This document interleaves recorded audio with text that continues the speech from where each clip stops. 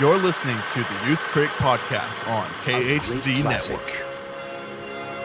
Find us on Facebook at DecibelUNG Radio and find us on Twitter at DecibelUNG. If you like this episode, please leave a like and comment on our iTunes page at KHZ Network. To be or not to be. And now for the podcast. Not to be. Columbia Pictures is proud to present the screen's greatest action hero, Jack Slater. Slater! Don't even think it, Slater, you hear me? This is the Lieutenant Governor. Slater, here's what I... The governor gets here, call me. Hello, everyone. Welcome to the Youth Critic Retrospectives. I am your host, Cale Smith. Joining me this week is James Rasile. Hello. How are you? Thanks for having me on. You're welcome. Thank you. Thanks for joining us. And this week we are talking about Last Action Hero, starring Arnold Schwarzenegger and directed by John McTiernan and written by one of my favorite writers, Shane Black. Yes. I can't believe it's Shane Black.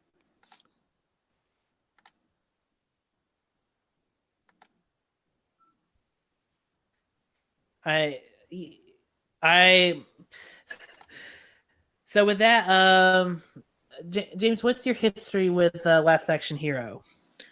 Last Action Hero was how old was I when it came out? 93, so I was 12, pushing 12 when it came out.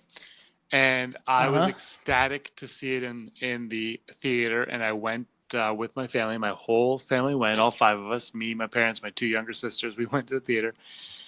And I'm not going to lie to you right now, as a 12-year-old, 11-year-old, whatever I was at the time, boy, I was over the moon, thought it was the greatest movie.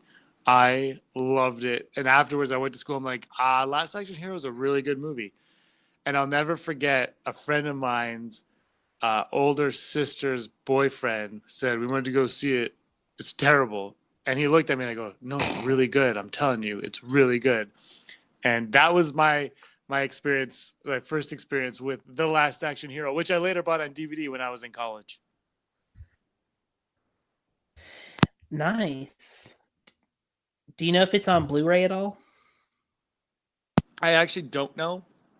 I would probably buy it on Blu-ray or digital or something. If it was, if it was in like the $5 bin, I don't know at this point if I would spend maybe 10 I would spend on it, but I haven't. I imagine it's on Blu-ray. I don't know if it's like the Super Mario Brother movies where it's impossible to find, because I think Last Action Hero is a different kind of.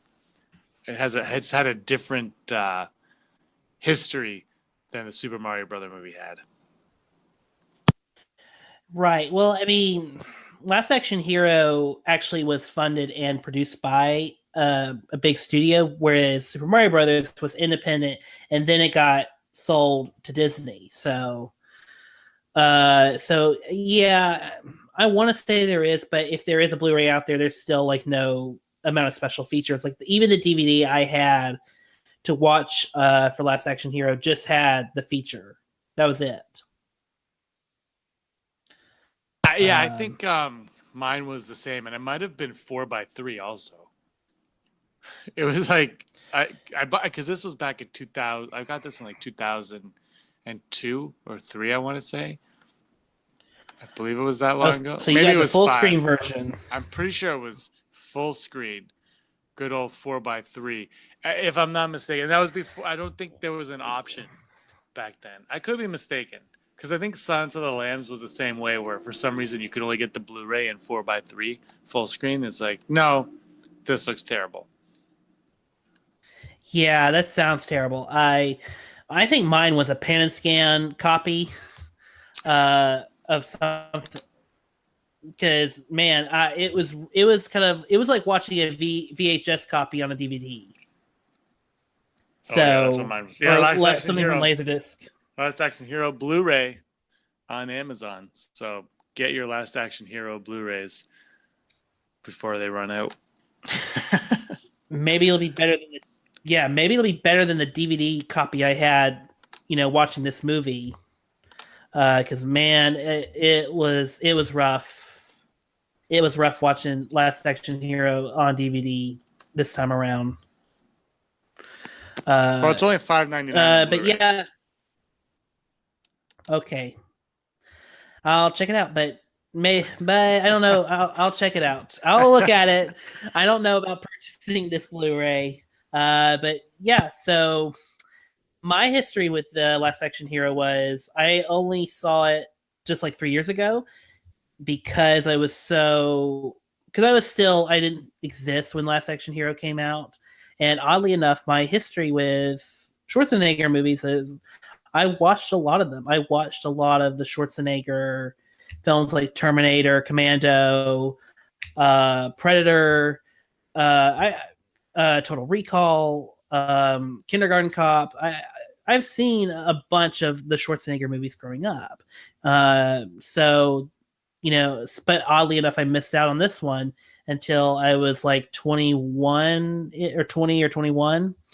And I saw it, and I knew within the first 20, 30 minutes that this movie was going to have issues because of scenes that really didn't... because it still felt like a rough cut of the movie. The movie I had watched, it felt like a rough cut of the movie. And then, around the 2-hour mark, I was just like, I must be watching a rough cut because this is way too long for a movie like this. A movie that normally an hour and 45 minutes is 2 hours and 10 minutes. And I could just, see that I could just see the problems with the movie there. And I don't think it sucks. I don't think Last Action Hero is a bad movie. I think there's a great movie within this 2 hour and 10 minute cut. But I think if one day, if John McTiernan went back in like with Shout Factory or something and did like an hour and 45 minute director's cut, I think the movie would benefit so much more because it just feels like there's just a lot in the movie that A, could be cut out, and B, like we just don't need it in order for this kind of fairy tale escapist, story. And that's ultimately how I feel about Last Action Hero, and I think my view on it became worse because I read up about the production history of the movie. I read up that they really were filming the movie literally up until the week before it came out. They had a disastrous test screening like 6 weeks before the movie came out, and then John McTiernan and Arnold Schwarzenegger wanted the movie to come out 4 weeks after Jurassic Park because they were already feeling the hype of Jurassic Park, but Sony refused. So now you have this movie that costs a lot of money and it kind of bombed at the box office. And so with that kind of those views in mind, of knowing the production history, I think it kind of rattled my take on Last Action Hero, if that makes any sense. Oh yeah, I can see that for sure. Like, when I saw it, I had none of that knowledge going into it. I think right. The critic response I know was very negative towards it, and that I knew going into it. But like I said, as a kid, you don't really care so much. You don't care. You're kind of like, well, I'm gonna go see Schwarzenegger and it was really like I was more of a comedy guy growing up more than anything else, so I was really kind of excited to see. Mostly, I was excited to see a kid go into a movie screen and live in the movie world. That's really what intrigued me about it as a kid, and then obviously being, quote unquote funny. So I had no knowledge of, I didn't know who Shane Black was at the time, John McTiernan. I didn't know who these people were as a 11, 12-year-old. I knew Schwarzenegger, and I knew Danny DeVito played a cat. Yeah. Yeah, that's funny. That's the best for me. That's the best cameo of the movie, even though it's so out of left field. That's the best cameo of the movie. I like to think of it as a prequel to Junior. Yeah, it's great. I love it. Oh boy, yeah. I thought it was yeah, I think that's really where the heart of the movie is this kid gets the ticket, basically the Willy Wonka golden ticket to basically live in his favorite franchise. And I think that's the heart of Last Action Hero is he's in this dark and grungy New York world, and he, gets to escape in beautiful LA with women, just with attractive women just around him, and and also like favorite characters pop out like Robert Patrick, Sharon Stone. It's living the movie dream, the fanboy movie dream. Yep. And I think that's why for me, I think that's why I'm disappointed is in like the last 30 minutes they go back to New York and where reality is, where we're back in this gringy, disgusting New York, and it doesn't quite jive. It doesn't quite work with, the tone of the movie, and also it takes away from the escapism part of it, of the movie. And also that's where the satire kind of stops, is right when we get back in, to New York. So, yeah, the New York, and that's where the fun stops. Exactly, it totally stops in New York. I think the movie kind of halts, because it's kind of like, if you watch The Never-Ending Story and The Never-Ending Story ends in this kid's school, it would be like, well, no, I want to see you finish your adventure over there. And that's what happened. But I think they felt like they wanted to bring, movie danger to the real world, just to kind of show the reverse of what we've been watching the whole time. And right, I did find what's his name, Benedict. Benedict at the end? I thought he was very creepy when they're at the premiere. But yeah, it definitely, the tone of the movie changes. It does. In a lot of ways, it feels like a totally different movie. Yeah, and that's the other issue of the movie is the tonal inconsistencies, and I think if they had more time to edit the film, I think it would have benefited of the smoothing of the tone, because it's fine to have multiple tones in a movie, it's fine to have multiple genres in a movie, but it all needs to kind of be smoothed out and massaged out to where it all flows evenly, rather than just now we went from grungy New York to we're now in a scene where a guy gets killed because he has an ice cream cone in his head. Like the tones just vary so much in the movie. Absolutely. I remember watching it when I was a kid, and then again in college you watch it, you do feel like you're like, what, like, I don't know. I personally, and I will say, when they're in the movie world, I'm kind of into it, and I would watch more of that. And when they come out, I'm less caring about what's happening. Does that make sense? Like I actually, yes. Even though it might not be the greatest movie, I'm kind of like, I'm into Stallone as a Terminator, and I'm into I'll see more of what's going on in this world. Give it to me. And when they come out of it, I'm very less. I don't buy in as much. Yeah, I agree because I agree because I want to be in that world. And also that's where the zaniest stuff happens. I mean, the funeral scene is like the most like Zucker Abrams like moment where you have all these mobsters pull out like AR-15s and then you see a nun pull out a gun, and then you see a grandma in a wheelchair pull out a gun. I mean, it's just like it endless, zany moment. Like it's almost like the Zuckers or Abrams took over directing for that one day or for that one scene, and and that's when they became fun. Like just that whole set piece is just fun because it's so like outrageously zany. Absolutely. I'm trying. And I wish more of the movie was like that. Excuse me. Yeah, sometimes I'm curious to think, like if the movie would have stayed on that, would the critic reviews have been stronger. Was there a hate because of the stuff that you read?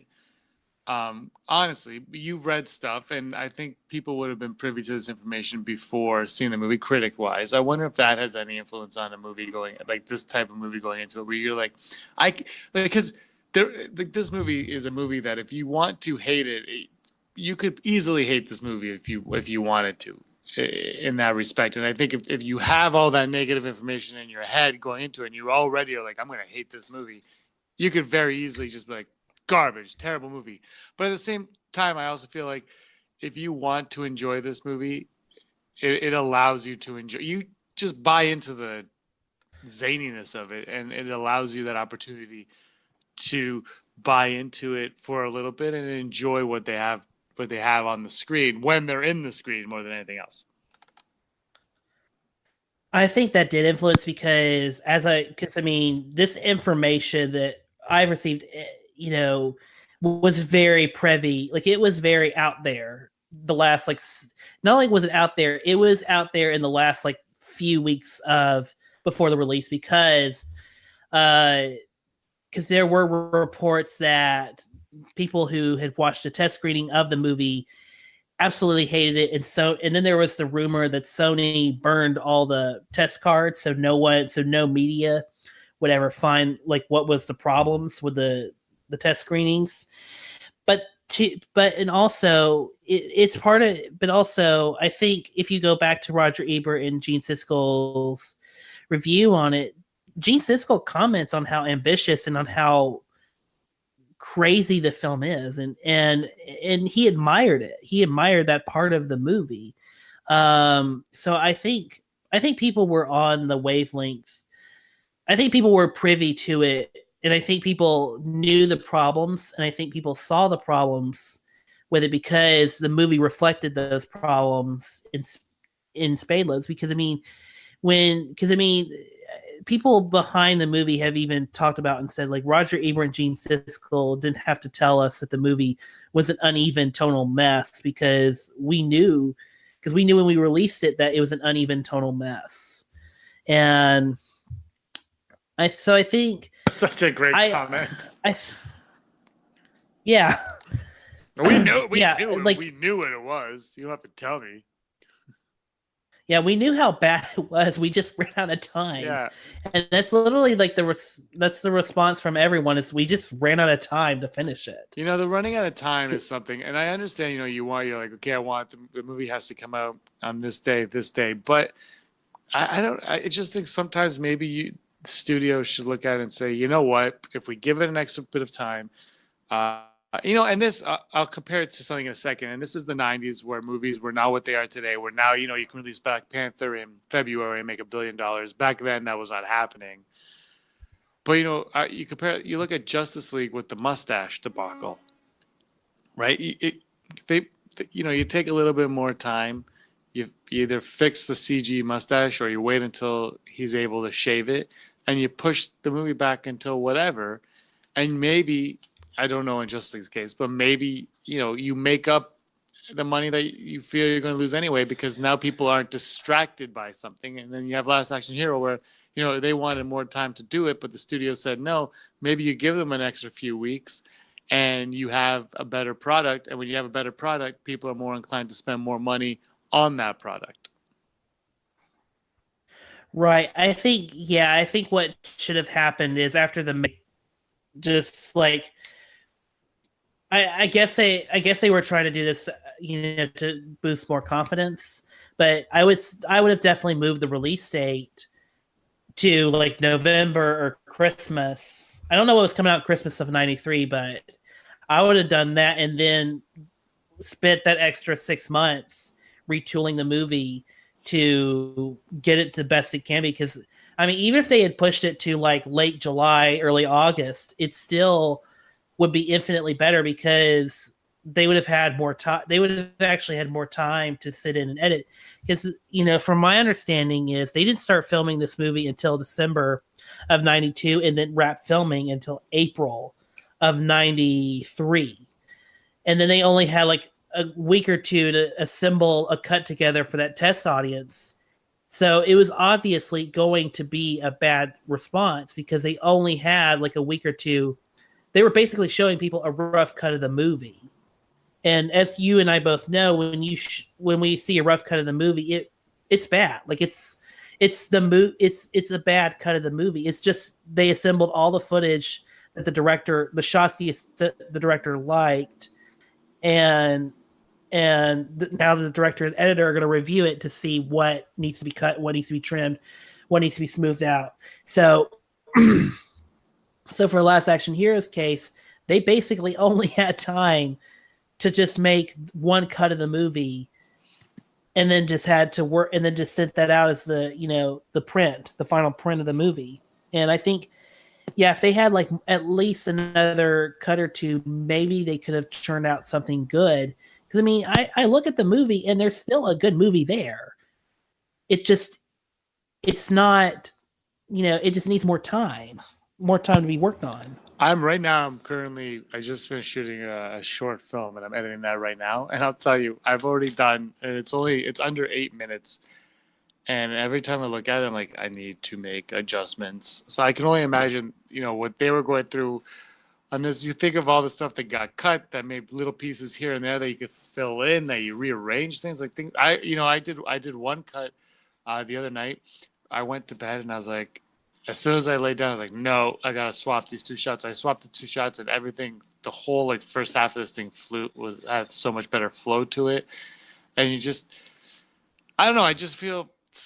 I go back to what I said. I just think that sometimes, relax. The movie's going to come out. It's going to do what it's going to do. And maybe, especially in the 90s also, there weren't as many movies coming out every single week like there is nowadays. Now you get 2 movies a week in the summer sometimes, and you don't know what to see. Back then, it was like, oh, we're going to see Last Action Hero and, Jurassic Park. And remember when Independence Day came out? It was Independence Day was that summer. It was like Independence Day's coming out. You're like, oh, well, that's what I'm going to watch. The next year was Men in Black. Will Smith owns July 4th. So it wasn't the same back then. I don't understand the rush to get movies. I know they think this weekend's the best, blah, blah, blah. But like you said, July, anytime in mid-July, they could have. I don't know what else came out in mid-July. So maybe I'll Google that. But Weekend at Bernie's 2? That was the best movie ever made. I'm just joking. But maybe if they, just take the time, finish the movie. I will say sometimes the filmmakers take too much time, but also sometimes you need that kick in the butt. But I think you got to find a happy medium there. Okay. Do you want to know what came out in 1993 in July? I've got it for you. Okay, here we go. On July 28th. This will be a sneak peek of what's to come. It'll be a sneak peek of what's to come on the show. Oh, I don't have to ruin it if you don't want. Oh, no, go ahead. All right. There are some great movies in here, actually. I'm not going to lie. This was a great year. Robin Hood Men in Tights. Fantastic. Hocus Pocus. Free Willy, July 16th. Rookie of the Year, July 7th. So I Married an Axe Murderer, July 30th. The Thing Called Love. I don't know what that is. Coneheads, In the Line of Fire. Son-in-Law. Rising Sun, that's Sean Connery and Wesley Snipes. Poetic Justice, starring Tupac. Is it still July? Yeah. Tom and Jerry, the movie. That big, massive hit. The Visitors. Yay. Another stakeout. Cheatin' Hearts. That is James Brolin, Sally Kirkland, and Chris Christopherson are in Cheatin' Hearts. Crazy Hong Kong. Dragon Ball Z movie 09. BoJack Unbound. Okay, what is happening here? Give me the good ones. That looks like all the big. Yeah. Oh, there's one called 1 Million BC that looks really good. It's written by Josh Pasnak. It looks like a kid photoshopped poster. I had no idea. Oh, God. That looks like the end of. Oh, Weekend at Bernie's 2. Yeah. Yeah, and that's it. So there were And actually then there in were August, movies. Oh yeah, and then I'm looking up in August they had The Fugitive. but you can counter. Yeah, you can't go against Fugitive. Hard Target. You could put it up against Jason Goes to Hell. Oh gosh, I already talked about that movie. But actually, August 13th, 1993, one of my favorite movies, Heart and Souls with Robert Downey Jr. came out. That's a great movie. It is. Wow, this was a great summer for movies. I have to take back everything I said. I know. I know. This is actually. I know. I'm surprised that I picked this one. I picked this one year to talk about movies. Great year. I'm surprised. Yeah. I really did just pick this year because Jurassic Park came out. Honestly, I just picked it because I was like, I really want to talk about Jurassic Park, and then I was like, well, I'll talk about these other movies too. Which is probably the best movie of this year. But Meteor Man came out. I don't know if you know anything about Meteor Man, but I'll never forget those commercials.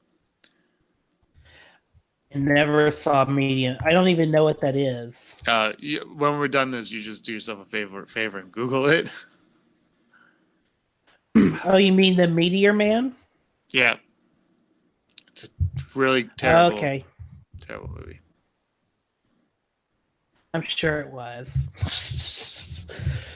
But yeah, that's like, but going back to Last Action Hero, like that's really, like why not push it to, July or August? Because I mean, there's stuff that's coming out. Like, really, what they could have done is switched. There wouldn't have been that big of a time difference, but they could have switched In the Line of Fire with Last Action Hero because they're both Columbia Pictures. I think In the Line of Fire was also like that was also a movie that was finished like in June, so why not? But who knows? Yeah, people make these decisions based on information and data that we don't have or necessarily know. So, who knows? Yeah, it bums me out. Let me, just for old time's sake, I'm going to check out what came out in November and December because that's going to be the determining factor if they just couldn't move it at all. Well, so there's just give me like 2 seconds. One super memorable movie came out in November that year. Actually, a whole bunch of super memorable movies came back then. Wow. What a year for movies. You're right. There's quite a few movies that came out in November. The best one, Look Who's Talking Now.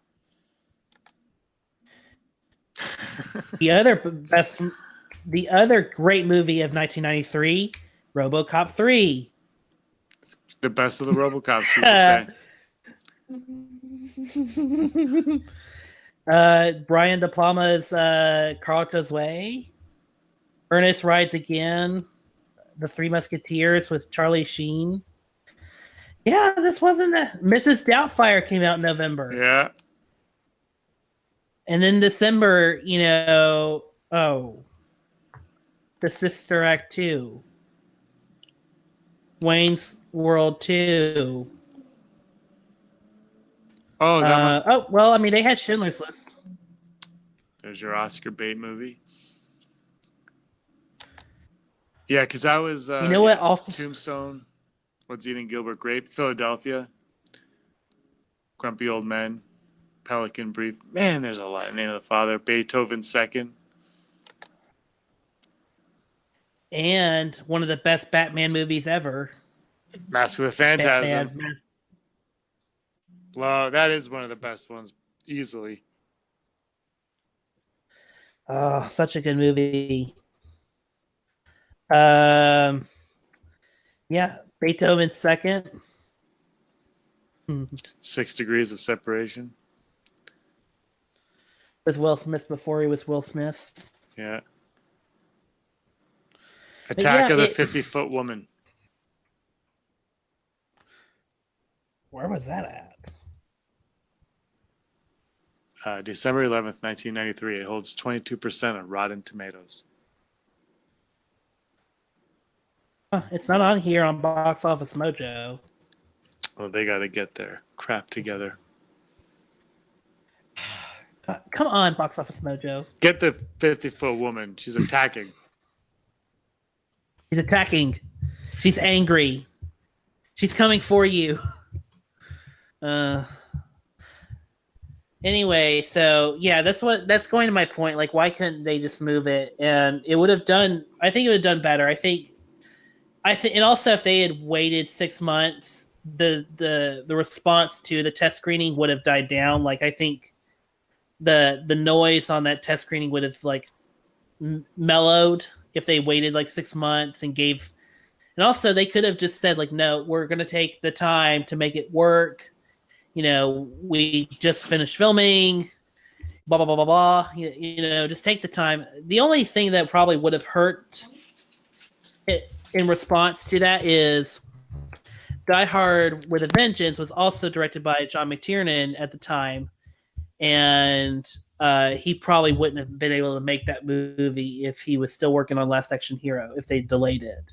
Yeah, it's a good point. But how much longer would they have delayed Last Action Hero? Fair. I mean, my estimation is just delay it till Christmas. But you never know. And honestly, they weren't going to delay it at all anyway. So we're just talking hypothetical. Yeah, that's a good fair point. On like maybe sacrifice one for the other. Maybe it's not worth it in the long run, because Last Action Hero, you kind of get a sense that it would have ended up being what it is regardless. Like not quality wise of the movie, but the reception, the money, all of that. I think what it was is what it was always going to be. Yeah, I think and it kind of sucks because there really is a great premise, and there's not that many other movies like it. There's not a movie where the kid becomes, where it basically becomes the Ready Player One of that generation, where there's cameos throughout, and it's big and expensive, and it's funny, and it's zany, and it calls out the tropes. Like, we don't get that many movies. I mean, yes, the Mel Brooks and the Abram Zucker movies did touch on this, but no one really has made a big budget movie where the star gets to play with, tropes in this kind of way. No, absolutely. And I read somewhere that Schwarzenegger thought it was one of the best scripts he ever read, because he loved the humor, the action, how it all kind of tied together. I have no idea what scripts, if he ever read a script before this one or not, but it seems like there was something there that we never fully got when we watched the movie. Right. And I think the big problem was, and John McTiernan said this, was on day one, I didn't know if I was making a Cinderella tale for kids, for young boys, or if I was making an ultra-violent comedy. Mm-hmm. That is terrible. Because I think when you go into a movie, you should know who your target audience, who your demographic is. And if you don't, maybe you should rethink the movie. Jeez, I don't know who I'm making this for.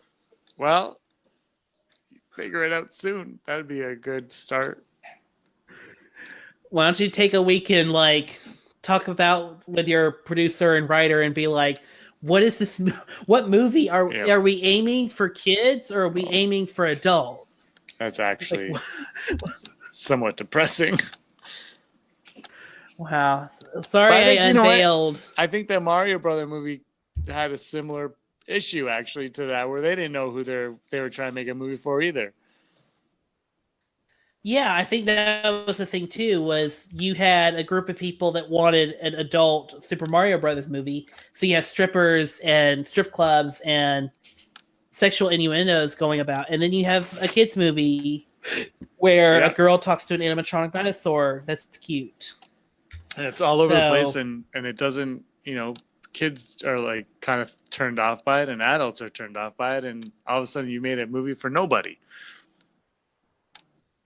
Yeah, you essentially made an experimental movie. Yeah, to say the least. Yeah. So do we have any more thoughts on Last Action Hero? If there was a movie to remake, and I say that, well, maybe a sequel instead of a reboot. How about a reboot? The reason I say that is because, like we were talking about, there is something there that they never really figured out. But the movie is such a cool concept, and with technology today and what they can add to it and bring to it, and what we can have in the movie world, I think would be really exciting and fun to see on film. Or digital or whatever, and I just think he could do so much with the premise that I would totally be down for probably a straight to Netflix reboot of it. Something fun. I think filmmakers now, like this, it's been 25 years. People have learned a lot about movies and how to make them and genres, and you figure out who your demographic is, and then you make the movie. And I think a reboot of The Last Action Hero would be a whole lot of fun. You keep Schwarzenegger in it. I think it would be a lot of fun. Ooh, I agree. The thing about it though is, should it be set in the 90s or 80s when this is actually happening? I think the real stuff, the real world stuff should be modern day, but maybe they go to like a retro theater and watch an old school action movie, and they get taken to this stupid old action movie. That might be funnier, because then you can even play with bad effects on purpose, and bad effects are hilarious.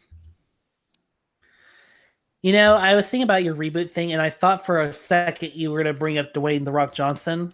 That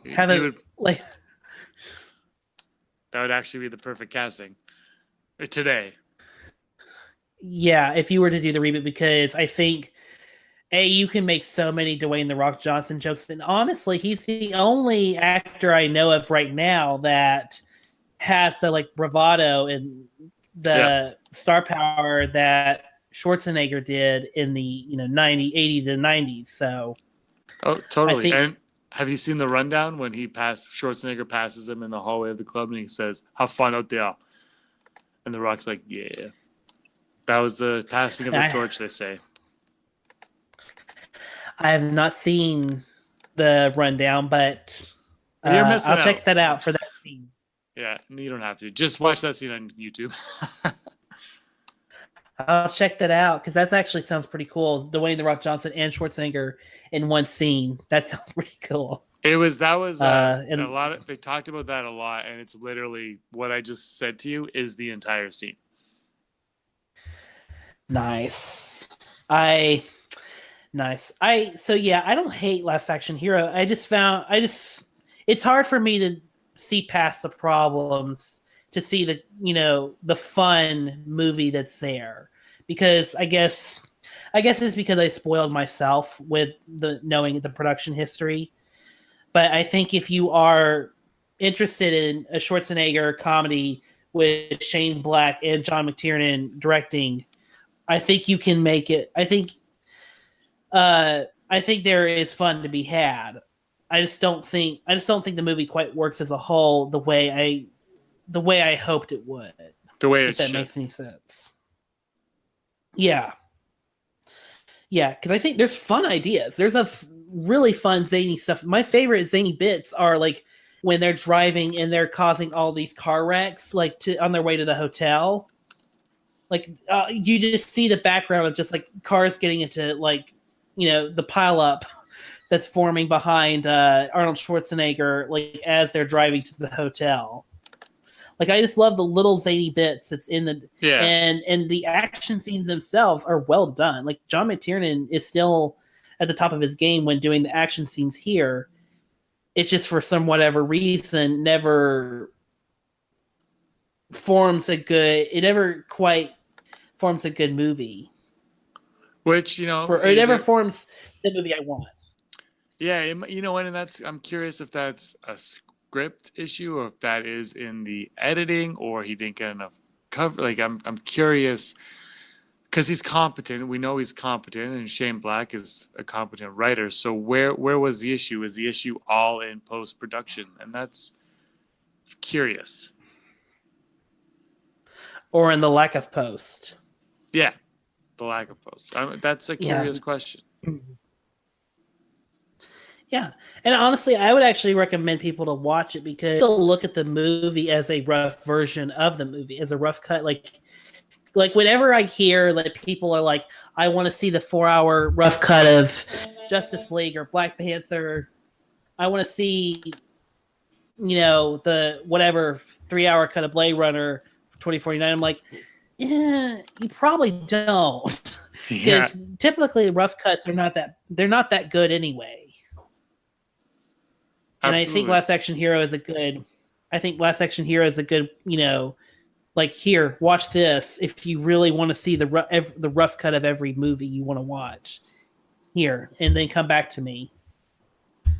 So that's how I kind of look at it. Yeah, no, I think that's a totally fair way to view that movie for sure. Mm-hmm. All right, so with that, do you have any more thoughts on Last Action Hero before we move on?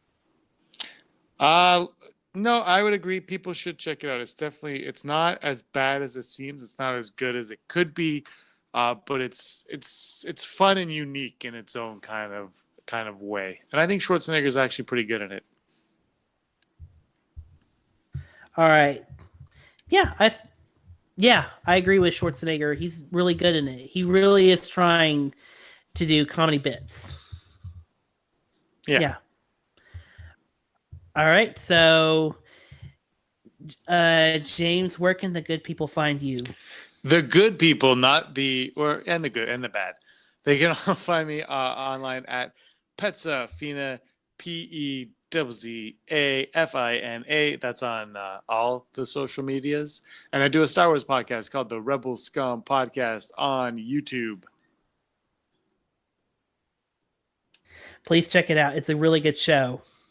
Oh, thanks. We talk Star Wars every week. And fans are not crazy. Most of them are not. Most of them are not. Most of them are not. Most of them are not. Some of them, however, are mental. Yeah. Some of them I'm bringing the 90s taking back. a little too far. I took that reference for the 90s for you, to go back to 93 with what they were, for Wayne's World 2, mental. So that's why I did that. Just yeah. When you have to explain the joke, that's when you know it's funny. Or when it's not funny. Oh, true. But yeah, so with that, please check out James's show, Rebel Scum Podcast, and I will leave a link in the description below for the podcast and Twitter handles. James, on to one more guest before we wrap the show, and thank you so much for being on the show. Thank you. I had a great time once again. Thanks a lot. Really appreciate it. And Danny Madigan is his biggest fan. Jack Slater 4. But tonight, a magic ticket, it's a passport to another world, will get Danny closer to the action than anyone ever dreamed. Holy cow! I'm in the movie! Who the hell are you? Don't shoot me! I'm Danny Madigan, I'm a kid! And you're going with him. Who is this twerp? And where is that smile on his face? I don't even know this kid. To a world that's bigger than life. This ticket is magic, and it really works. And better than real. You really believe that you're inside a movie, don't you? Yes! The bad guys are in there. I've seen it on screen. Could I speak to the drug dealer of the house, please? Have a nice day. Have him killed.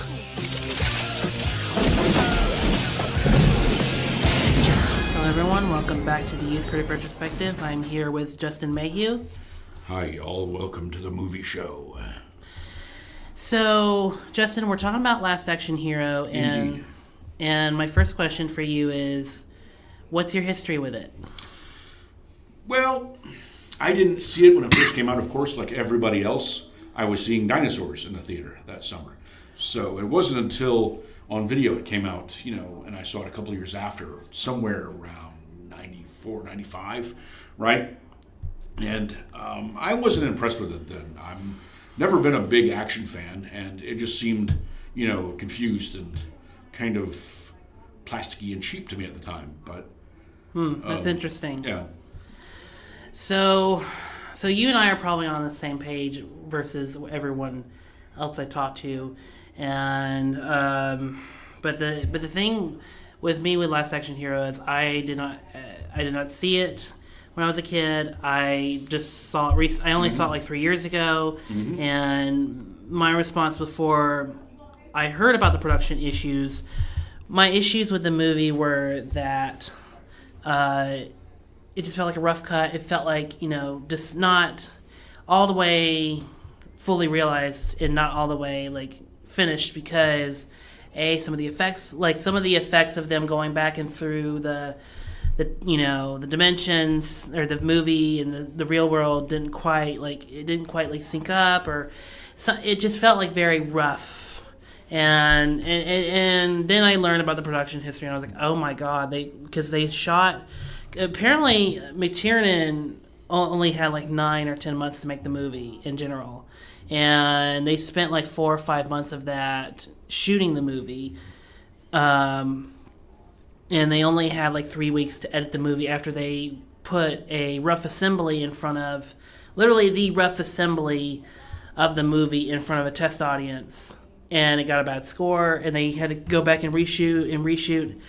And while editing and scoring and color timing effects, just everything you had to do in post, they had to do it in a few weeks. So I was like, okay, that explains so much, because the movie I still think is competently shot. It's like John McTiernan is still a really good action filmmaker, but my thought of it was, man, this could have had at least another month, maybe even 6 more months to the post, and maybe it would be a classic like Die Hard or Predator. Well, I would summarize it this way. It was directed by John McTiernan, Die Hard, Predator. These things, he's, The Hunt for Red October. He's competent action movies. Arnold Schwarzenegger, Austin O'Brien, Charles Dance, Tywin Lannister, everybody. Anthony Quinn. Hey, you can't go wrong with Anthony Quinn. A great comic bad guy. F. Murray Abraham, I think. F. Murray Abraham is in it. He's the turncoat, the snitch FBI guy. And Mercedes Ruehl, who's a sorely underrated actress, and I love her. What role did she play? She was the mother. Okay. She was Danny's mother. It was made for $85 million. It's the reported box office budget on Box Office Mojo, which is more by $20 million than Jurassic Park. Yeah, and that had the state-of-the-art effects. And they spent $20 million more on this movie, reported to Box Office Mojo. That is, who knows what it actually was? Because I've seen Arnold Schwarzenegger had $15 million himself for this movie. Yeah, I've seen estimates from 70 to 90 million. And it was a competent actioner, I think. It had things to say. It's not just a straightforward lampoon or a spoof of an action movie like the original script from the spec script. From Zach Penn and Adam Leff. Yeah. They wrote just a straight-out lampoon, like a comedy. It was, like an Abram Zucker movie. It wasn't quite as, thrown against the wall and stick, but it's very close. It was just all tongue-in-cheek, right?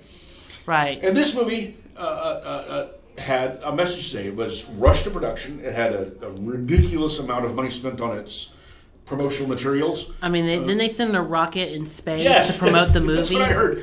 Just so they could say they were the first ones to do that? Right, and it's surprisingly cogent for the cocaine-fueled weird mess on set that it was. And I have a theory about it. I postulate that the action movie segment is less than 80 minutes long in this film. It's zippy, it's a fun ride. Many actioners top out at over 2 hours nowadays, and they seem bloated. Maybe we need to streamline these action movies down to that, make them just like, an hour, 10, 20 minutes. So you go boom, boom, boom, and blow things up. Because I think a lot of these 2-hour action movies, man, there's so much padding and overstuffing in them. And I think they actually made a comment, even if you just cut off the Danny Austin sections at the beginning and end, the coda in New York City, this would still work as an action movie, I think. Yeah, I think if you had trimmed the ending down a lot, like make it to where Charles Dance's character, I think it's Benedict, Benedict is the character's name, just is like, I'm here in the world and now I'm going to cause mayhem, and they spend the rest of the night trying to catch him, and then you get the, he somehow like sees like a reschedule, like he sees like a late night print of Jack Slayer 3 and gets Tom Noonan's Ripper character, right, and does that whole spiel again. I mean, I feel like there's just things in here where I'm like, let's just get on with it. Yes. And really, I wouldn't cut any of the Hollywood stuff out. I really there's not that much of the Hollywood stuff I would cut. You're talking about the action movies section. Yeah. Yes. I wouldn't cut that part out. I wouldn't cut a lot of that because it's part of the story. Yes, the action movie segments are all very tightly wound up. It's very zip. It feels like It feels like a movie. Yes, it moves, and you get him just throwing these bad puns at you. Oh, I iced him with the ice cream Tacona phrase. Jeez, Louise is terrible, but it has to be. That's part of the joke, yes. And that's where like the meat of the movie is. But interestingly enough, William Goldman, who wrote Butch Cassidy and the Sundance Kids and stuff like that, did the novel for Princess Bride. Yes, he actually did a script doctor on this with Carrie Fisher. Hello, everyone. Carrie Fisher actually worked on the script. Wow. She apparently did like some rebuts on some things, and especially rewrote Danny's mom's character for Actors Rule, gave her some feeling, and it worked. I actually really appreciate what Mercedes Rule did. I did not know that about Carrie Fisher. Yeah, and Carrie Fisher rewrote her lines, and I'm really I did not know this about Carrie Fisher. That she was a script doctor, and she worked on a bunch of movies.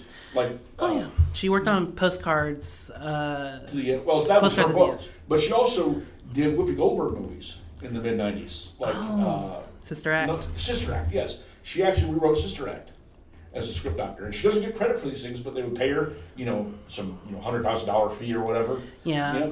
To rewrite these movies. She did a whole bunch of movies in the '90s. It's something that you should look out and check out. It's really interesting. It's something that I just learned doing research for this movie, that Carrie Fisher was a script doctor, and man, I love that woman. She's so awesome. She is. God bless her. Rest in peace. Yes. And I did think it was odd to hire Shane Black to rewrite a spoof of his work. That's like saying, hey, Steven Spielberg, we need you to come in and do a satire of E.T. or Jaws. We need you, can you? Yeah, that's. I mean, I understand the logic and I understand the idea of why don't we, to add even more of the meta-ness in it. Why don't we get the guys who actually made these movies? Yeah. and John McTiernan and Shane Black. Why don't we, get them in there? I mean, I understand, and hell, even have Arnold Schwarzenegger be in there. I understand, oh my God, it would be 1,000 times meta, and it really should be. And at times it is. At times it feels meta. If you feel at times they're making fun of themselves. Right. But I don't. But again, I don't think they had the time to quite fine-tune this to the way they needed it to. Or you could argue that they had too much time beforehand and rewrote this thing so many times with so many different people that they came up with, too much stuff to try to cram into the movie. In a way too. But I do appreciate the meta stuff, like Denny, trying to play chicken with the bad guy, Benedict's car. Oh no, I'm the comic relief, and he fails, and they show him doing an E.T. flying bicycle thing. Yeah, well, what's the point? And really, you really have to be, because it's not even a really good E.T. joke. And it's obviously badly superimposed. You can see that the special effects had some issues. Or just ran out of time. Right. Well, that would be an issue, wouldn't it? Yeah. It's not. You would literally have to be catching it, because it really is not even that well done at stage of a joke. He's not really even flying. He's just falling off of houses, and it's even convoluted how he got up there. How did he fly up there? He was in the street, then he's suddenly half a block over above a line of suburban houses. Yeah, how did that happen? Like, it's so... And there's still a lot of stuff like that in the movie where it's just like, there's just errors with the movie where you're just like, wait, how... And apparently John McTiernan did add some continuity errors just on purpose. Right, well, it's supposed to be a movie of a movie. Yeah. It's true. And, but it moves so fast. I mean, you have him in his Pontiac Bonneville at the LA River at the beginning of the action segment. Right. And he's going into the river, and suddenly he's over the river, driving onto the top of product placement Coca-Cola truck. Mm-hmm. And then the Coke truck's like, whoa. And I kind of get. I feel like that's kind of a part of the joke, actually. Those kinds of over the top. I mean, moments before, he killed somebody with a friggin' ice cream cone, for God's sake. Yeah, not even on purpose. Right. Well, and the ice cream truck blew up. For some reason. Yeah, the cars in this movie are they nitroglycerin. And they shoot the cars with a bullet and it starts spinning in the street, Yeah, and then it blows up. Yeah. I iced him in a cone of phrase. Yeah, and the funniest joke is after they land and the kid and Jack are talking like they're driving away, and the car is falling behind them. The Toyota Previa lands, goes exploding behind them. You're going to suffer from acne and premature ejaculation in your first divorce. People give Danny, was it Austin O'Brien, the actor? They give him a lot of guff, but I don't think he had an insurmountable task with this movie. He's given, an $80 million movie, and he's got to perform, and I think he does an adequate job.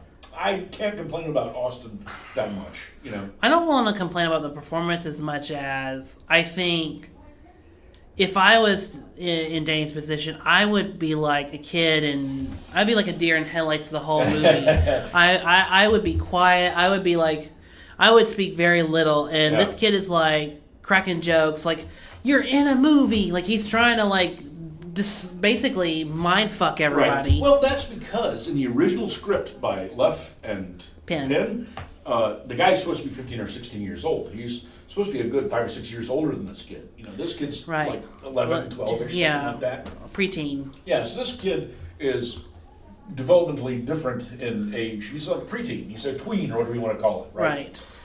Whereas the character in the original screenplay was supposed to be 15 or 16 years old, He's supposed to be a high school kid, not late grade school, early middle school, Right. So, and I think some of that remnant is left over. It is, being a 15 or 16-year-old smartass, and they didn't rejigger it for a younger character, I think. Yeah, and I don't mind, the buddy copness between Danny and Jack. I don't mind that at all. It really is just this kid is just pointing out everything, and I'm like, we get it. It's it's like the screenwriter is sitting there don't you get the joke? It's this. It's this, everybody. It's a joke. In the original version, I've read about half of it. I discovered it yesterday, so I read it. And he's even worse. He does even more in the original script. Yeah, I mean, I'm sure it's not Austin O'Brien's fault, I think. Is that Austin O'Brien is the actor's name. Yeah, I'm sure it's not his fault, but I just was in the back of my mind kid, just shut up. You are literally living every movie buff's fantasy right now. Yep. And you are nitpicking every fucking thing you see. I mean, come on. Just shut up. It's not funny. And also, you holding a gun at everybody and then giving up the gun is not funny. Right. Well, I mean, he seems like he's suffering from the same disease he's complaining about Jack Slater as a movie character suffered from. He does things that a movie character's mistakes would make. So it's like we're watching a movie within a movie about people making movie mistakes. Yeah. Whoa. Bring in MST3K, quick, somebody. Yes, hurry. Bring in the riff tracks. Yes, riff tracks nowadays. That's my kind of feel. The only sequences I love of the movie is the funeral scene, just the whole funeral on top of the hotel and with the guy that's gonna have that has a gas bomb. Yes, he's filled with nerve gas. It's going to come out of his butthole. Yes, the character's name is Fart, actually. The character's name is Fart. Like, it's stuff like that. And then, Arnold is getting the body and he's trying to, like, throw it out. So Somebody get a doctor. Somebody get a doctor. Somebody get the doctor. I'm a doctor. Really? Check his pulse. Look, elephant. I just love that whole scene because you have, like, when everyone's just pulling out, like, AR-15s, they're just like submachine guns and everything. Yes. You see a nun pulls a gun out, and then you see an old lady pull a bigger gun out. Yep. I mean, it's just like that's what I kind of want out of this movie is like the looniness of it. The action movie part is over the top, and exploding ice cream trucks and funerals. Yeah, and I was laughing at that shit. Gun-toting nuns, so. Yeah, and I was laughing at all of it. And like I was eating that shit up, but at the end, like the movie does stop to be like, oh, we're still in a serious action movie, or we're still in somewhat of a movie, so we have to like with an animated cat in it. Yeah, we're in a movie with Humphrey Bogart that's just photoshopped in because why not? Yes, why not? And cybernetic robot chicks. Yeah. Police station. So. And and women just in like weird 80s over the top clothing. I'm, fairly happy with the action movie part of it. It's goofy. Yeah. Because I laughed quite a few times. I mean, that's where the story is. And I will tell you, they spent an awful lot of money on this movie. Oh, God, They spent an awful lot of money on this movie. And maybe it's just because I'm jaded, but it doesn't seem like it's aged that well. The L.A. sequences seem kind of flat, a little flatly lit, flatly shot, simply. And the New York is like a sort of a cheesy Blade Runner knockoff, and I maybe it's because I'm jaded after 20, 30 years of Bruckheimer, Simpson, and Mikey Bay movies where everything blows up and you have all these kooky camera angles and the telephotos and the filters and the slow-mo and the lens flares that I'm expecting a certain amount of Christmas light. Yeah, you're expecting the Macy's Christmas tree, but you're getting the Mall of Georgia Christmas tree. Yes, it's a symbol effect, and I thought, man, this actually, the way McTiernan directed it was something like, imagine a 60s or 70s black and white Frankenheimer movie with these long wonders that he did, constantly throughout these movies, these one takes that he did. Throughout the movie. Imagine it as a black and whiter with a gritty plot and like a Coen Brothers kind of noir kind of a setting. The cinematography worked great for that. But I thought this was a little flat for a super duper budget, explodum, lens flare-y kind of. And I guess it's maybe just because of the fact that I've gotten so used to the Mikey Bay stuff. Well, also, I mean, this was still like before all of that became the norm. Yeah, but it's been like 20, 25 years of Bruckheimer, Simpson, and stuff like that. And Michael Bay-isms and the Peterbergs and rest in peace, Tony Scott. And even the Abrams kind of lens flare-y. Oh depth of field kind of things, Mm-hmm. I mean, and John McTiernan did pioneer some of it, like the lens flare from Die Hard.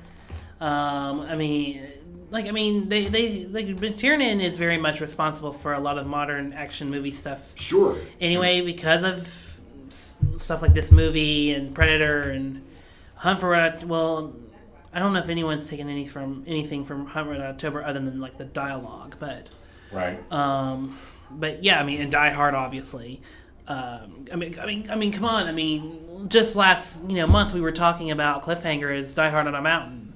Right. So, and next summer after this, we're gonna get Speed, which is Die Hard on a Bus, and then Speed was 94.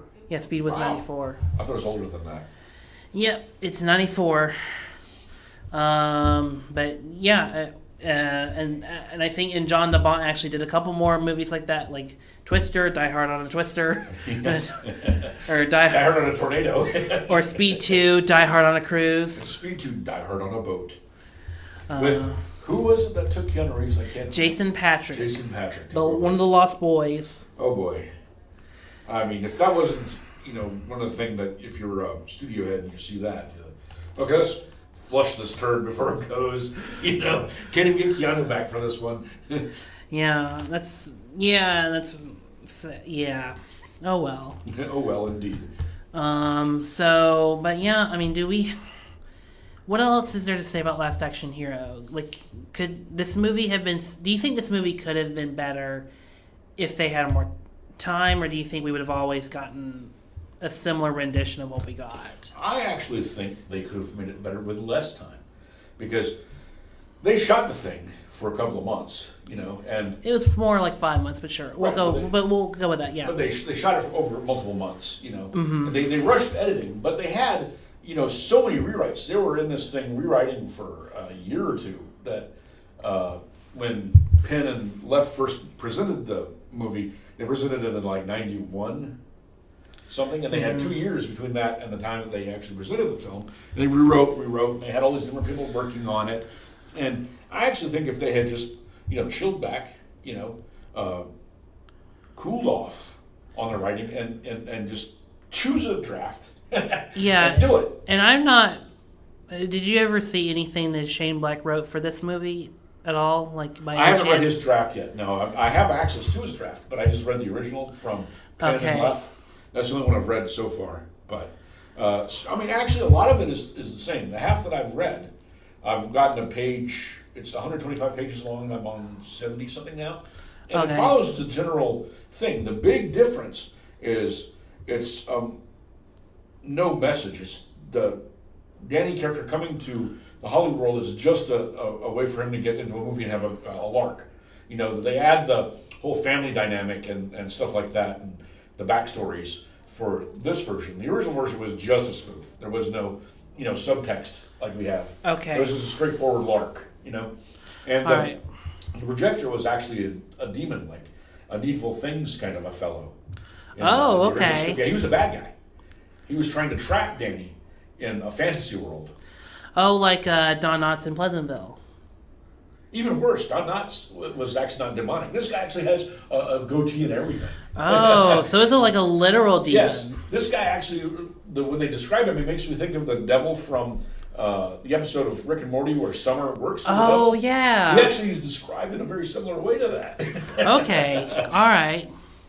Yeah, I just started watching Rick and Morty, and I saw that episode. You saw the episode where she works for the devil? Yeah. And then Rick opens up a cursing store across the street. Yeah. But yeah, I did not get to read any of the other drafts, but yeah, but I did hear about Adam Leaf and Zach Penn's draft, and it was like a straight satire, maybe not as like throwing everything at the wall as Kurt Abrams. But it was pretty spoofy. It was pretty straightforward, spoofy. They had silly names, like two of the bad guys' names were Jim and Jules Lumiere, and they're French. They spoke with a weird pseudo-French accent. And I thought they were speaking with a fake Spanish accent at first because of the way they did it. Right. Yeah.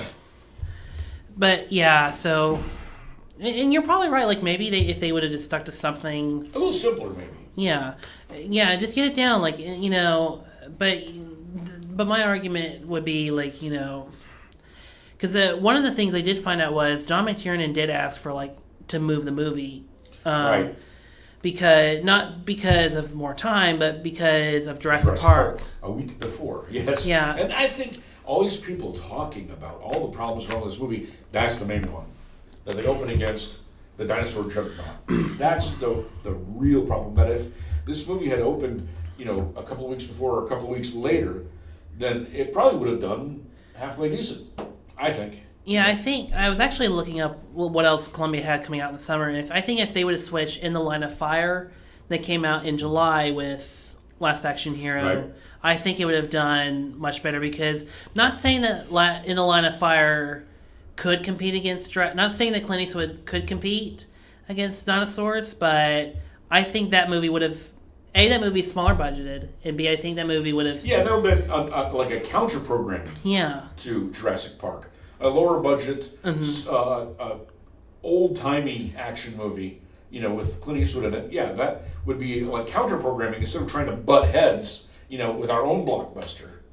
Right. That sounds like a good idea. I agree with this. I think that just the jigger of the schedule would have given Last Action Hero a way better performance. And on top of that, they would have had maybe 2 or 3 more weeks in the editing room. Yeah.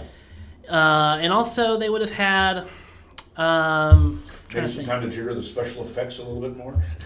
Yeah, just like polish some things. I mean, this transition from universe to universe is a little cartoony.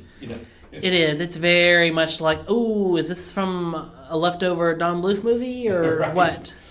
But yeah, and even like Sleepless in Seattle did very well as counter programming to both of these films, and then I think The Firm, because that's the thing that's the reason why like The Firm and Sleepless in Seattle still did well, is they were counter programming to the dinosaurs. Right, yes. It's not so much something that's trying to be the same kind of a action or blockbuster, popcorn movie. Right. There's an alternative that you can see your dinosaur movie, but maybe I'll see a romantic comedy or a Clint Eastwood, political thriller. Right. Or Tom Cruise lawyer drama or law court drama. Right. And that's just like, because I mean, you would think. Sorry, go ahead. Because, I mean, you would think after Jurassic Park, just everything bombed, what happened with E.T. and the rest of summer of '82. But no, like, Sleepless in Seattle and The Firm and I think even The Line of Fire and a couple other things in July still managed to be profitable. Yeah. And you have Jurassic Park and The Last Action Hero, which are both these fantasy action movies, Yeah. That one is more sci-fi than the other, but they're both fantasy, We've brought dinosaurs back to life. That's a fantasy, kids. And, your Last Action Hero, your Arnold Schwarzenegger character comes to life. That's a fantasy. And they're both action-y, adventure-y, jump off of cliffs. They're trying to reach the same audience. Yes. It's kind of like having Star Wars and Star Trek on the same weekend. Or even the same month. Or even putting a Marvel movie and a Marvel movie, a Deadpool, and another Star Wars movie in the same month. Yeah. It's not going to work, people. Somebody's going to lose. Yep, and the Star Wars people are just realizing that. Sorry, Solo. Sorry, Solo. Yeah, and I, when I saw the movie as a younger man, I dismissed it out of hand. I'm not a big action movie fan. Lord knows I've seen enough of them, I've seen a lot of Schwarzenegger films. Everybody has. Mm-hmm. I've seen quite a few action movies, but it's not my favorite genre in the world. I can oftentimes take or leave action movies, Well, most of them, unless it's like Die Hard or like a Shane Black written script, like Lethal Weapon. Because really, like, I love Lethal Weapon 2, but Lethal Weapon 3 and 4 are kind of like, I haven't seen those in years. I prefer Die Hard and Die Hard 2 to right. Lethal Weapon myself. Yeah, I agree. And yeah, if it's not like a Shane Black movie or Die Hard, I really have, like, lost interest. Yeah. But I rewatched the movie, and I've gained a better appreciation for the movie. I still have problems with the movie. But there are a lot of people who aren't in the cult following who say... A lot of people loved it. Right, there are a lot of people that like it now. In fact, it's become, what I hear is a cult movie, that there's a good following for it now. Well, and actually it did very well in blockbuster rental sales. Yeah, but that's not the theater. That's what they always go by, right? Right. But, some people do complain about it being a total nightmare and a tone shift, kind of muddle and a nonsense plot with a confused message. But... it's actually pretty cogent. There's a lot of Wizard of Oz in this movie, And I used to think it was a badly realized differentiation between... and Willy Wonka. Willy Wonka and... Well, I mean, the ticket's very Willy Wonka-like. Sure, but there's this benevolent place you're going to that you're whisked away to, and Willy Wonka, the big difference is he stays. Yeah. But, there is definitely this fantasy land that you go to. And I used to think that it was badly differentiated between the real New York City and the fake Hollywood, but it's not true. That they actually have a fairly stylized version of both, and you think about it this way, there's a magical ticket floating around in this New York City, so it's not exactly realistic to begin with, that these people are putting an assumption on this movie that's not there. This kid lives in a world with magic in it, Houdini actually has magic tickets. Boy, would I not love to see that. Absolutely. Oh, yeah, man, I don't think of the movie as realistic at all. Yeah. honestly, that has nothing to do with my thoughts in the movie. No, I agree. I'm just explaining what some people think. I'm defending it against these people. Oh, of course, yes, of course. I think that this movie is actually making specific points, and I disagree with those points. They're making them very cogently. Like, they make this difference idea that the real New York City is a really bad, nasty, disgusting place.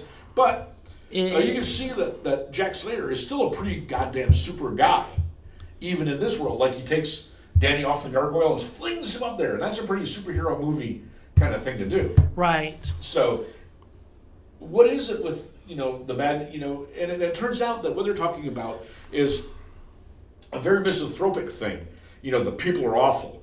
Danny's mugged in his own fucking apartment, for Christ's sake, at the very beginning of the movie. That was the one scene I probably would cut out. I hated that. And Benedict shoots the mechanic and nobody reacts, which is a direct callback to this crime in 1964 called the Kitty Genovese murder.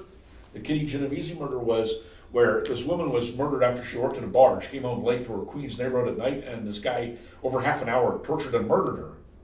And nobody supposedly came out to help.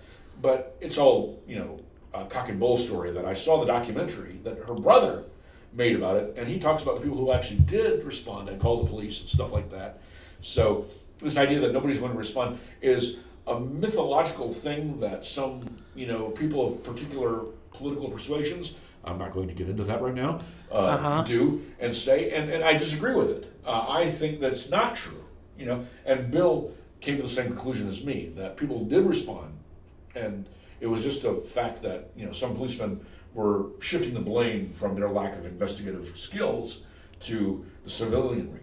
And so that's what frustrates me about the movie, is they're very clearly taking a social, philosophical, and political stance. Yeah, I wish that prop was cut. Yeah, I'm not a big fan. I understand the purpose of that scene, but yes, still, I do too. I'm like, it's very intentional, and they meant to do it. Yeah, but I'm like, ooh, that probably was in bad taste. That's now in bad taste now. Yeah, I'm not a big fan of that. And the New York stuff is quite choppy for me because of that, because I have some, issues with the way they presented New York City in such they present it like it's in the 70s. Right, in the 60s and the 70s, when the crime rate was the worst in America. But ever since my lifetime, crime rates have been going down. Yeah. Yeah, crime's been going down, and so it's a little it's a dated right. It's a dated reference, New York. Yeah, if you're going to make these comparisons, look at Fort Apache in the Bronx is a movie that's actually about that period of time, right, and is there for a reason, But this, killing people for their shoes is not something that really happened that often in the 90s. That was more of a 70s issue. Mm-hmm. Yeah. And boy, everybody liked to wear the Reebok pumps in this movie. Danny did. Reebok was a sponsor. Yeah, Reebok was a sponsor. Meredith wore them. The kid in the street was killed for a pair of Reeboks. Dude, come on. That's another problem. They're going to kill you for your Reeboks? Shit. Man, they were desperate. They were, man. Man, I could get, $10 shoes better than them Reeboks. Man, yeah. I wore Reeboks because they were popular at the time, and they're made out of tissue paper. You rain on them and they fall apart. Oh, no. Yeah, they're terrible. So, do we have any more things to say on Last Action Hero? I would like to summarize. It's a good action movie, but it got killed by dinosaurs, right? And the action and humor is solid, but the real New York City is a little too dark, and I don't agree with it philosophically. I just have some, stray bits and observations that I was considering when I watched the movie. Like, for instance, they had actually thought about including a whole army of, movie villains invading New York City at the end, which, I would have loved. And they intimated, he's looking at Dracula and Jason and those other characters, and I would have fanboyed so much over a whole army of movie bad guys attacking. Hannibal Lecter cooking dinner. Yes. Dracula sucking blood, and Jason roaming the streets of New York City. For real, for goodness sake. Not in Vancouver, for God's sake. And that would have been awesome. I would have fanboyed so hard over that, But, it's a minor thing. It seems like they were thinking about gonzo ideas and they didn't quite do it. Like, another interesting film, Kong Skull Island. Yeah. I thought it was a decent film. I actually enjoyed Kong Skull Island, but I thought they could have even pushed it even farther, had even more crazy stuff happen, I wanted a little more, explode that, and the guts come out of that, and have John C. Reilly do more sword play and stuff like that, more playing around with the samurai sword. And would have been awesome? Katana, yeah. The katana, yes. Have him and Gunpei as like a bickering, nattering old married couple together. Instead of Gunpei being, that would have been such a humorous comic, an endearing thing to have him and Gunpei as a married couple, like they've been on the island so much they just, do the shorthand with each other. That would have been really cute. And, so similarly to that, I thought that they wanted to do this over-the-top thing, and they didn't quite get as over-the-top. They did as much as they could with the PG-13. Yeah. Right. I would have liked a little more gonzo, But that, I was happy with a lot of it. And, I really did like, one of my favorite jokes was, there's always somebody in the closet. It's hilarious. I love that. Reebok Kingdom, where everybody wears Reeboks. I love that. And there are a lot of comic sidekicks in this movie. Danny turns out to be a comic sidekick. Decker turns out to be a comic sidekick. F. Murray Abraham could be considered one. Whiskers, the animated cat, is definitely a comic sidekick. Played by Danny DeVito. And the rabbi. Come on, the rabbi's a comic sidekick. Come on. There's a lot of comic sidekicks in this movie. And overall, I would say I'd give this movie a passing grade. I would recommend it. And you'll probably enjoy watching it. But if you're a commie like me, you'll probably have some issues. Oh, sure. That's it. That's all I would say. And so overall, I would recommend, you go out and rent this movie. It's worth the rent, I think. I'll say this about Last Action Hero, and I've complained a lot, and despite all this, and we'll get into it soon in the next part, because this is going to be a two-parter. Oh, really? Yeah. Yep. Stay tuned, boys and girls. I don't hate this movie. I think my biggest takeaway is it's a great premise for a movie. Mm-hmm. Even with the kid, spouting about, like, it's a great premise. Like, yeah. I mean, this is every film nerd's dream come true. Right. But I just don't think it's fully realized. But I still will mildly recommend it because. Just in case you do like it, and just in case, which is odd to say because, of course, you could watch, I could say don't watch Transformers, but some people will still like it. Sure. But the oddest part about Last Action Hero is I know a lot of people, older and even a little younger than me, that have seen the movie and are like, yeah, this is a good movie. This is a Hallmark. This is a classic. Yeah. This belongs in the Schwarzenegger catalog. But to me, it's just. I think it's just because I still see the hard, the ridiculous decisions that Columbia made, and not to the fault of the filmmakers, but on its own merits. I think it's still a fine, worth watching movie, especially for the movie segment. Like when Danny and Schwarzenegger are together in the movie, I think that's a really good, combination. Everything else, I wish they could have cut down or just or just reworked a little bit more, because I think there is a great idea for a movie, and I think there's a lot more that could be played with this genre, but I feel that could be more than just, it's a fantasy, it's a childhood fantasy. I think there's more that can be explored. So yeah, and I think John McTiernan, for the most part, like, he doesn't do not every joke in Last Action Hero lands, but he does the action very well. Like, that's the one thing I'll say, is the action is done extremely well. I actually agree with you on this. I feel the same way. I think you're putting what I feel in a different way. Yeah. And I think we both have a similar opinion on the film. Yes. And also, of course, I iced that guy, to coin a phrase. I iced that guy to coin a phrase. We iced this movie. Yeah. We don't have any ice cream cones, damn it. Dang it. Wish this room that's echoey and loud had ice cream and cones. We'll have to start doing our reverb out through our 50s. reverb songs in here. Yep. All right, so Justin, do you want to tell people about your project or where people can find you? Because I'll just put your email in the description. Yeah. I think for next time I'm going to do some pitches for the next time we're around. I've got some things I told you last time, so All right. So my email, and next time I'll give you an actual. I might restart the cardboard rocket or something like that and do that. So. All right, cool. So with that in mind, email Justin if you want to know more about his project or get in touch with him if you want to work on it in any capacity. And you can find me on Twitter at MovieKale. You can also follow the show at the Youth Critic, where you can get updates on the podcast. And you can also follow the channel that distributes this podcast at KHC Network. Next week, I think we'll probably either do another part 1, part 2, but this time it'll just be Sleepless in Seattle and The Firm.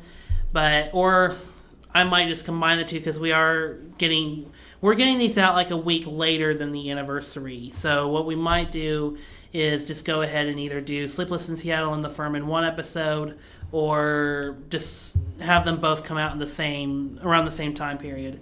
So just look forward to that next week. And the Jurassic World Fallen Kingdom episode will be out either today or Wednesday. Thanks, everyone. We'll be back with you next summer. It's head-on thrills. I have killed people smarter and younger than you. Head-first excitement. I hate when it happens. He's got the ticket. Now I possess power. Real power. He's going over to my world. In this world, the bad guys can win. The door must still be open. Come on. If I go, how do I get back? And it's coming at you from both sides of the screen. Where am I now? This isn't the movies anymore, Jack. Please be careful. Things were different here. Damn it, that hurt. Arnold Schwarzenegger is Jack Slater. This hero stuff has its limits. And Jack Slater is... Everybody down! Now! the last action hero. The big ticket for 93. I'll be back. Ha! You did not gonna say that, did you? That's what you always say. I do?